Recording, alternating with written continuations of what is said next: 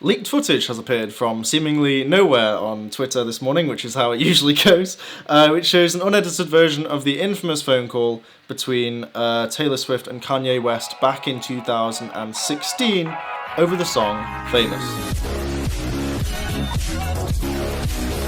How's it going, everybody? It's Lucas here, and welcome back, finally, to the Weekly Bleep. Weird to say that because it has been such a long time. Well, if you're new here, hello, welcome. This is just as weird for you as it is for me because I've completely forgotten how to behave in front of the camera.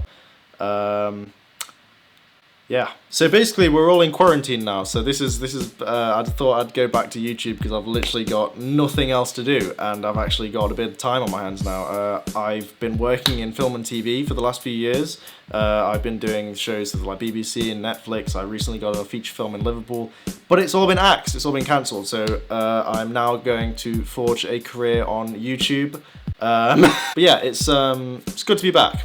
In a weird way, you know, despite the whole like quarantine and coronavirus situation. But let's not talk about that today. Let's put that to one side, and let's talk about Famous. So obviously, I'm taking you all back here a little bit if you can't remember quite what happened. So after this song was released, obviously Taylor Swift fought back quite a bit and claimed that she was disgusted by the lyrics. She wasn't aware of these lyrics. There are going to be people along the way who will try to undercut your success or take credit for your accomplishments.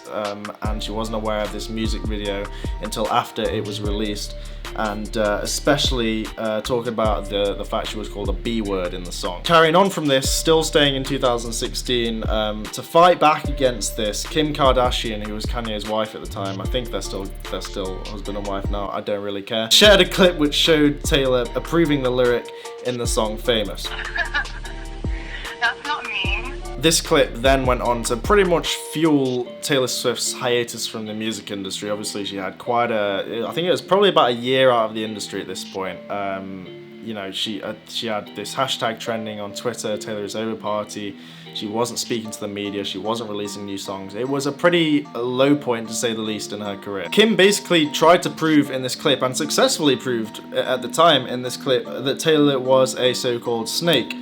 Because it seemed obvious in the clip that Taylor knew about these lyrics in the song all along. So now we're all up to date with where the story continues, finally, 4 years later. So just recently, the fully unedited footage of the phone call between Taylor and Kanye has been released. I don't know who by, maybe by Kim. Maybe Kim and Kanye have had an argument and Kim's just like, screw it, I'm gonna screw him over.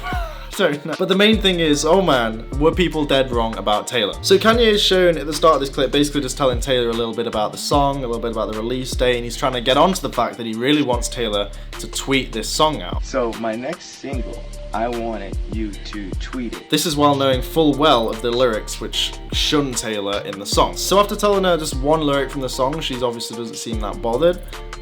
She even laughs about it, but she still says that she wants a little bit of time to think about it. You can tell she's a little bit on edge. She's not too sure about this. However, the main thing about this clip being released is that at no point in time in this clip does Kanye make any mention to the fact that he would call Taylor a bitch or claim to make her famous in the song. So what Kanye and Kim have basically done here is completely manipulate Taylor in an attempt to ruin her career, in a successful attempt to ruin her career at the time, actually. Kanye even says on the phone call with Taylor that she'll be trending for this, and he's got this horrible smile on his face as he's saying it. There's no other way of looking at it. Kanye and Kim are disgusting, manipulative human beings, and they clearly have no care or respect for anyone else apart from themselves, including their own so-called friends in the music industry. I think the thing that's really stood out to me most in all of this is how easily influenced people on social media are or can be. Obviously 4 years ago, Taylor's Over Party was trending, her career was coming to the ground,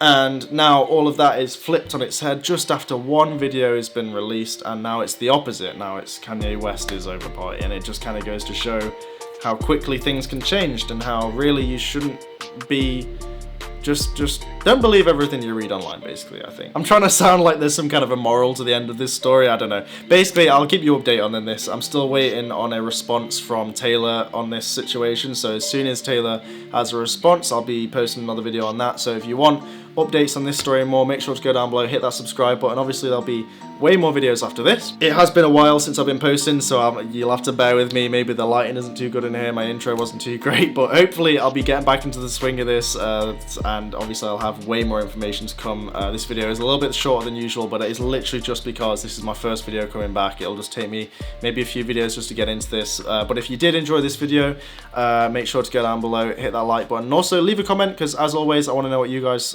think about these kind of situations. It's a crazy one, it really is a crazy one. If you haven't seen the Netflix series Miss Americana, I would recommend going and watching that as well, because that's got a load, that's basically telling Taylor's whole life story.